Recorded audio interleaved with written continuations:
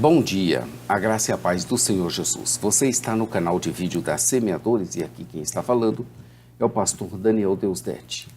Nós vamos ver hoje o capítulo de número 2 do livro de Efésios. Abra aí a sua Bíblia para você fazer uma leitura prévia antes de nos ouvir.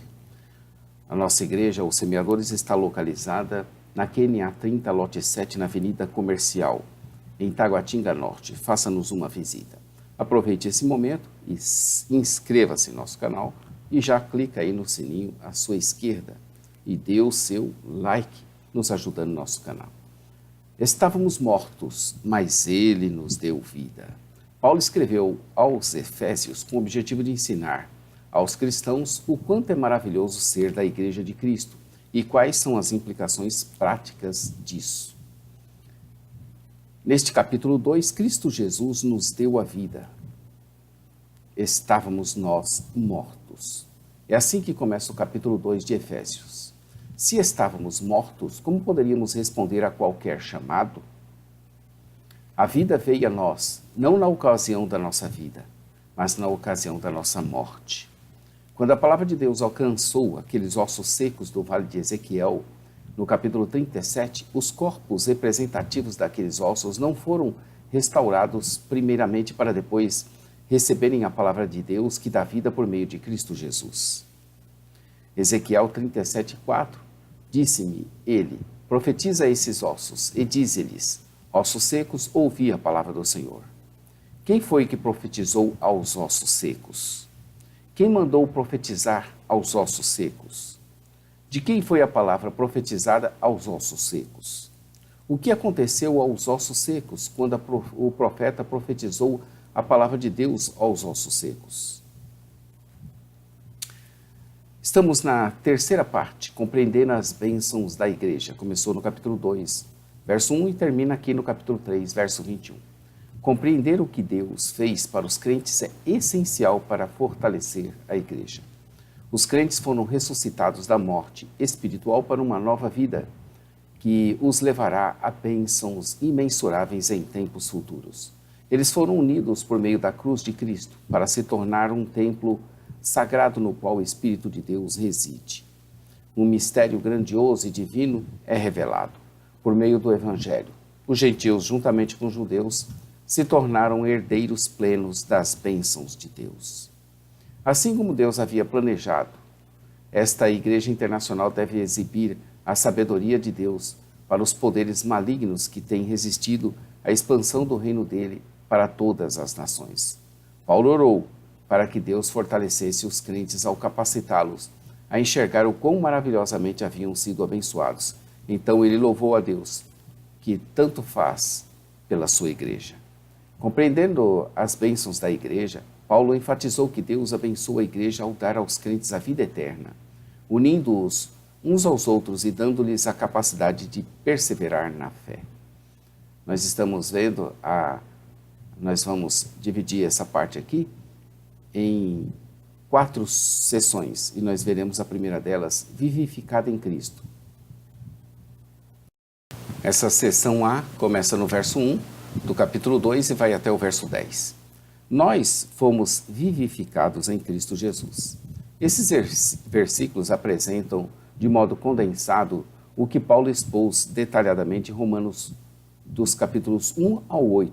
Isto é, que pela graça de Deus, por meio da fé, Deus dá vida espiritual e habilidade moral para pecadores desamparados, libertando-os da condenação futura e fazendo com que eles vivam corretamente por Ele. O estado natural da humanidade é de mortos que andam. Esse estado, geralmente chamado de morte espiritual, tem 5 dimensões. É universal, tanto gentios quanto judeus são, por natureza, filhos da ira. Quanto à visão de Paulo da natureza, nós podemos ver ali em Romanos 1. Então é universal, é uma rebelião ativa contra Deus. Observe o uso do verbo andar em referência aos gentios e em referência aos judeus. É uma prisão à ordem maligna do diabo, que é chamado de príncipe da potestade do ar, no verso 2. Traz consigo uma total incapacidade de fazer qualquer coisa a respeito de si mesmo. suscita a ira de Deus. Paulo pintou um retrato não desolador da condição humana, precisamente para destacar o contraste com a resposta graciosa e piedosa de Deus. O pensamento de Paulo, o grande amor de Deus que nos amou, segue o padrão de Deuteronômio 7, de 7 a 8. Deus ama o seu povo por nenhuma outra razão que não a escolha dele em fazê-lo. Certamente não por qualquer virtude que eles possuam. Homens e mulheres pegos pela teia da morte descrito nos versos de 1 a 3 não têm meios para se fazerem vivos, para se libertarem da escravidão do diabo ou para evitarem a ira de Deus. O próprio Deus, Paulo insistiu, traz para a vida os mortos que andam. E ao oferecer o próprio amor de Deus como fundamento para fazer isso, Paulo exclui qualquer consideração de mérito, esforço ou habilidade da parte daqueles que são vivificados. A situação sem esperança dos pecadores separados de Cristo, que Paulo descreveu nos versos 1 ao 3, é o pressuposto para compreender o seu ensinamento sobre a predestinação de Deus no capítulo 1, nos versos 4 a 6, e sobre o dom amoroso e soberano da vida, no capítulo 2, de 4 a 10. Observe também o resumo no capítulo 8, versos 29 e 30. Esses verbos, dar a vida, nos ressuscitar, nos fazer assentar, se referem apropriadamente aos acontecimentos históricos da vida de Cristo, sua ressurreição dentre os mortos e sua entronização à mão direita de Deus. Mas Paulo supôs uma união entre Cristo e aqueles para os quais ele morreu, aqueles que confiam nele, de modo que o que é dito do Redentor pode ser dito do redimido. O que aconteceu historicamente a Jesus também aconteceu aos crentes de maneira misteriosa, espiritual. Além disso, além dessas coisas, elas também acontecerão no devido tempo ao aspecto externo dos crentes, quando eles ressuscitarem para a glória de Deus no retorno de Jesus. Por enquanto, há uma experiência paralela no interior da pessoa, uma mente renovada, uma nova identidade como filhos e filhas de Deus, uma nova habilidade para viver de acordo com a natureza de Deus, livre do controle do diabo. No grego, Paulo começou uma frase no versículo, inseriu um parênteses nos versos 2 a 4, para deixar claro que ele via os judeus como sendo tão espiritualmente mortos quanto os gentios. E então retomou o pensamento no verso 5. O resultado é que todo o peso é jogado sobre o verbo principal, nos deu vida, do verso 5. Se o fundamento da nossa salvação é o amor e a misericórdia de Deus, o seu objetivo é a promoção da sua graça e bondade.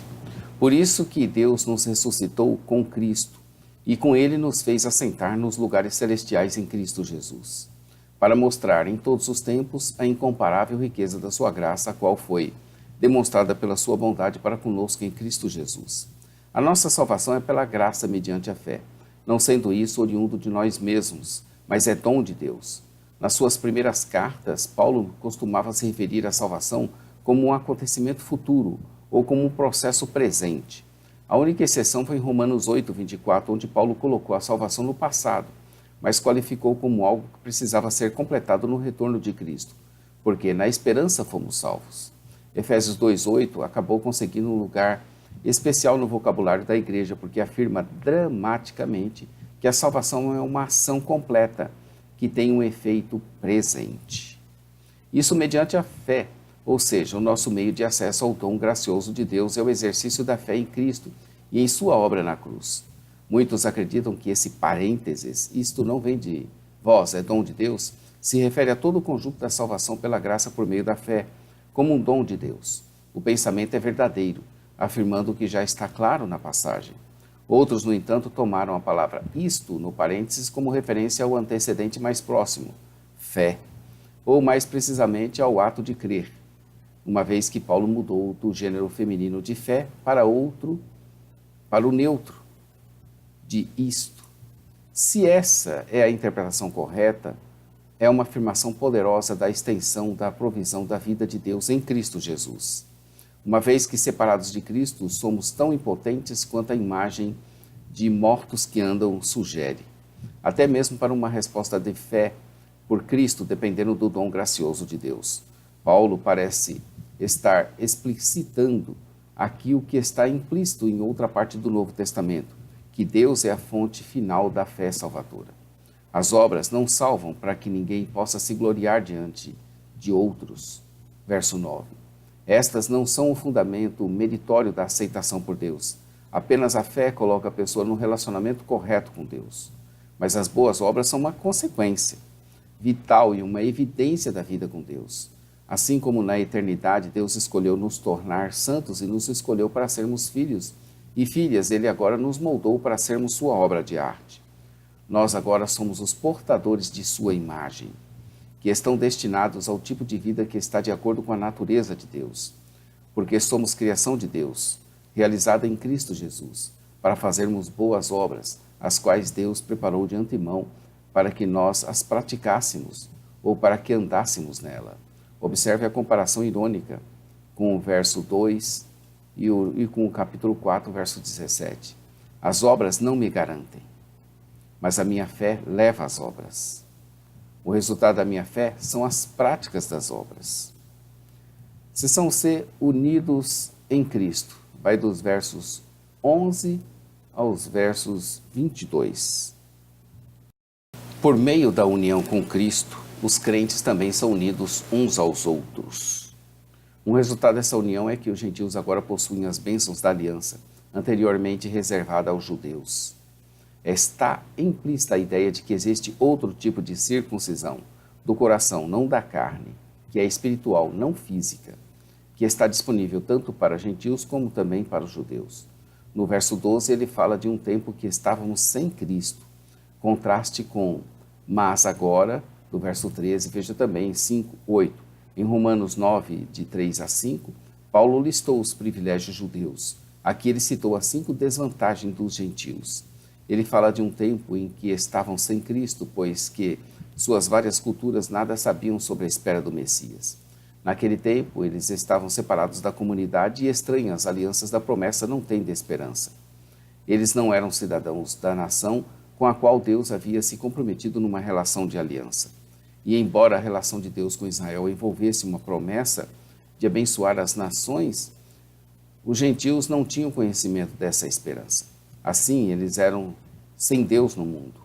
Deus havia se revelado a toda a humanidade por meio da natureza e na consciência. Mas os gentios haviam suprimido a verdade, que conheciam voltando-se para a idolatria. Mas agora tudo era diferente. Eles estavam longe agora estavam em Cristo Jesus. Eles que estavam longe, agora estavam em Cristo Jesus, mediante o sangue de Cristo.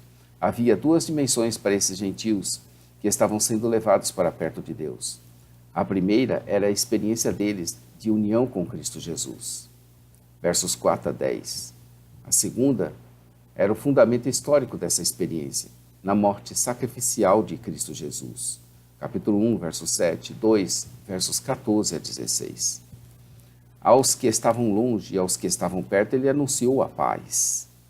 Pois ele mesmo, Cristo Jesus, é a nossa paz, o qual de ambos os povos, os judeus e os gentios, fez um só, e destruiu a barreira, o muro de inimizade ou parede da separação. A imagem controladora é a organização física do templo em Jerusalém. Uma parede separava os gentios dos judeus, e inscrições ameaçavam de morte os gentios que entrassem no Santo dos Santos, onde era crido que Deus residia, e onde eram oferecidos sacrifícios pelos pecados. Anulou em seu corpo a lei dos mandamentos na forma de ordenanças. Cristo ofereceu em seu corpo o sacrifício final, para o qual o sacrifício do templo apenas indicavam. Veja aí Colossenses 2,15 para o impacto da morte de Cristo sobre o poder da lei para condenar. As cerimônias que a lei exigia sob a antiga administração, a observação das quais separava judeus e gentios, não eram mais apropriadas sob a luz de seu cumprimento em Cristo Jesus. Aproximadamente 3 anos antes, Paulo havia sido preso em Jerusalém ao pensarem erroneamente que ele havia levado um gentil, um efésio chamado Trófimo, que até a área do templo, a qual era reservada dos judeus. Embora Paulo respeitasse os escrúpulos judeus, ele acreditava que a morte de Cristo fez com que o sistema sacrificial que continuava a operar se tornasse obsoleto. Embora os pecadores tivessem sido reconciliados com Deus, esse sistema sacrificial continuava a dividir o mundo entre aqueles que podiam se aproximar e aqueles que tinham de se manter à distância. O objetivo dele, do Espírito Santo, era criar em si mesmo, dos dois, um novo homem, fazendo a paz, e reconciliar com Deus os dois corpos por meio da cruz, pelo qual ele destruiu a inimizade. Isaías profetizou que um dia a paz de Deus seria proclamada para os que estão longe e para os que estão perto. Paulo viu o cumprimento da promessa de Isaías no Evangelho de Cristo. Por meio do Evangelho, o Espírito leva os gentios, vós que estáis longe, e os judeus, aos que estavam perto, juntos perante o Pai. Esses versículos, de versos 19 a 22, descrevem a reversão das desvantagens dos gentios, resumidas nos versos 11 ao 12. A construção desse novo templo substitui o templo obsoleto em Jerusalém. Agora já não somos mais estrangeiros. O reino de Deus agora é internacional. Somos agora concidadãos dos céus e membros da família de Deus. Veja, verso 19, a expansão do tema da família nas epístolas pastorais, especialmente em 1 Tito, no capítulo 3, no verso 15. A solidez e a estabilidade da casa de Deus residem em seu fundamento, ter sido estabelecido de uma vez por todas pela obra dos apóstolos e profetas da época do Novo Testamento, os quais se guiaram pela pedra fundamental que é Cristo. Compare com a imagem em 1 Coríntios 3, versos 10 e 11. Construída sobre esse fundamento, o resultado é o crescimento e a edificação. O dinamismo da casa de Deus reside no fato de que ele ainda está em construção à medida que pedras vivas continuam a ser acrescentadas e integradas.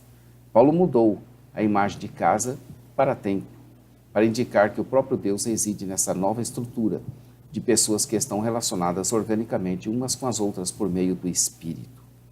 Embora a glória da Shekinah, a verdadeira presença de Deus, há muito tempo tenha abandonado o templo de Jerusalém, Deus mais uma vez fez a sua morada entre os seres humanos, em sua igreja.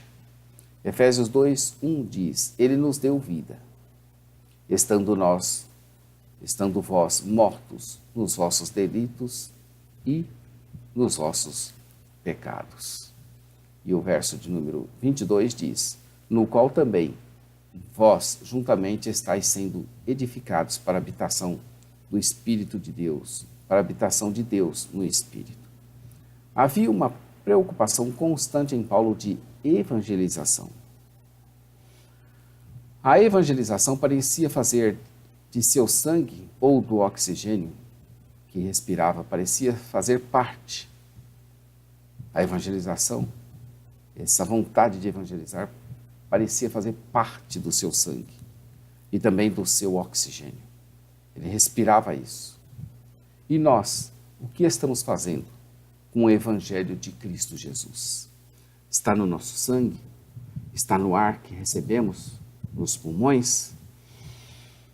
Onde está a vontade de pregar, de evangelizar e fazer como Paulo, de dar a sua vida pelas ovelhas, de se gastar e se deixar gastar, até que Cristo seja formado, e sentir as dores de parto, até que Cristo seja formado em cada um. Amanhã estaremos aqui com o capítulo 3 de Efésios, a soberania de Deus em Paulo, prisioneiro de Cristo, não do sistema. Muito importante esse capítulo 3, que vai falar dessa soberania de Deus. Paulo, prisioneiro de Cristo, nunca do sistema. Não ponha a culpa nas outras coisas, não. Deus é todo-poderoso e controlador de tudo. Se você está na prisão, ou você está lá porque cometeu alguma coisa errada, e é justo a condenação, ou você está lá porque Deus te colocou lá, porque tem um propósito. Amanhã nós veremos Efésios 3. Aproveite aí, inscreva-se aí no nosso canal, ou clica aí no sininho à sua esquerda, clica também, né? E dê o seu like aí ajudando o nosso canal. A parte escrita, nós temos aí jamaisdesista.com.br, nossa loja virtual onde se adquire a Bíblia de Estudo de Genebra e outras Bíblias e materiais teológicos. ossemeadores.com.br. Nosso programa de rádio, radio.ossemeadores.com. Pastor Johnny Ramos, às quartas-feiras, às 15 horas, ele prega e ora pelos ouvintes. Temos testemunhado aí muitas ações de Deus na vida de muitas pessoas, desde salvação a curas e outras libertações. Deus está usando o seu servo, Deus está usando a Igreja dos Semeadores. E isso tudo pode ser também presenciado aqui na QNA 30, lote 7, na Avenida Comercial, em Taguatinga Norte.